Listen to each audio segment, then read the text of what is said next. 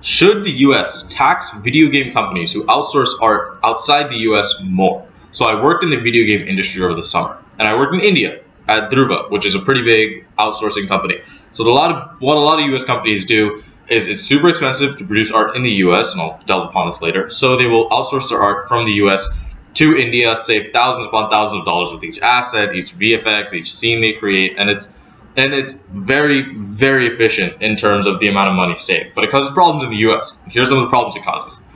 The profession, the video game industry art profession. I'm talking VFX, I'm talking scene creation, I'm talking character art creation, and other general art creation is suffering because companies aren't willing to hire. We have three tiers of companies in the video game industry. We've got the companies with AAA games, Fallout, things like that. Then we've got middling game companies who produce mid-tier games, don't have a high budget. Smaller companies, we don't really have to consider. They're the ones who work small teams of two. Middling companies, however, are unwilling to hire here in the US because they can always just outsource their art. Bigger companies are sort of willing to hire, but they're not willing to hire undergrads. They have enough money. They would rather just hire people with years of experience and outsource the rest of the art. And so what the US government, no undergrads are really being hired because middling game companies outsource, bigger game companies are just hiring people with years of experience and outsourcing the rest. So it's a real struggle to really get that undergrad degree you want and actually succeed with it. Another thing is game quality. So game quality when you outsource art is much lower. So the bigger games, AAA games, only come out every once in a while, and they've got insane quality. But the rest of them, the ones you use to fill up your time and things like that, are just low quality, and you don't really want to play them because all the art's really been outsourced and it's not as good.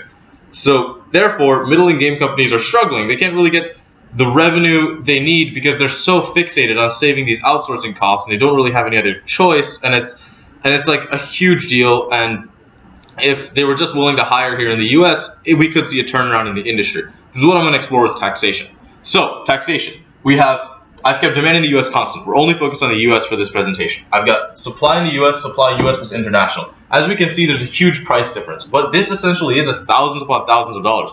And middling game companies would rather just save and do things like this.